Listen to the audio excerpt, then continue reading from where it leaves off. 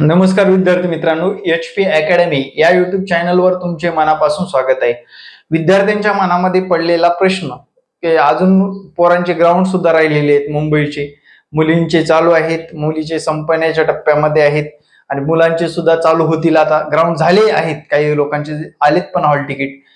विद्यार्थ्यांचं म्हणणं आहे की मुंबईचं काय मेरिट असू शकतं, मुंबई पोलीस मध्ये कशा पद्धतीने आपल्याला सिलेक्शन होता येईल।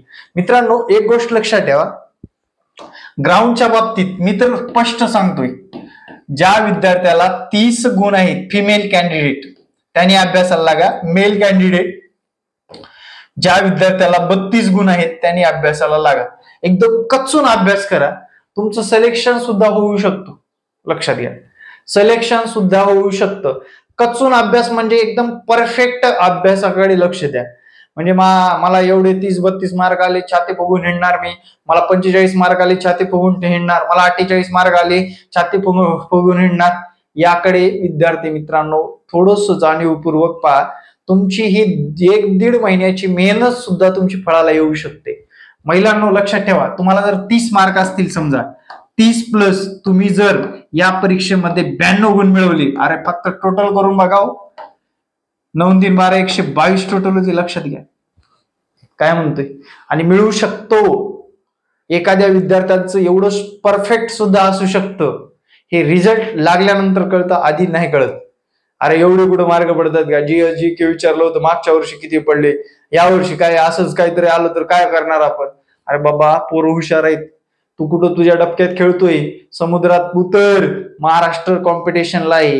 मुंबई म्हणजे साधी सुधी गोष्ट नाही, वर्ल्ड पोलीस होणार आहे तू, world police, world focus police म्हणतात त्याला, ठीक आहे। अशा पद्धतीने तुम्ही तयारीमध्ये राहा। विद्यार्थी मित्रांनो, मेरिट अजिबात कमी झालेलं नाही।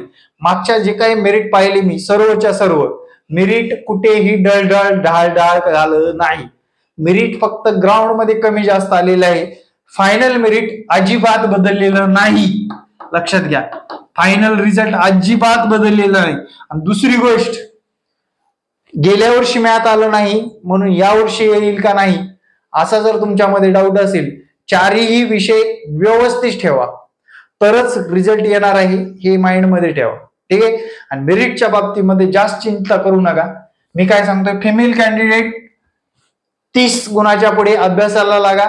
मेल कॅन्डिडेट म्हणजेच पुरुष मंडळी 32च्या पुढे डायरेक्ट अभ्यासाला लागणं गरजेचं आहे।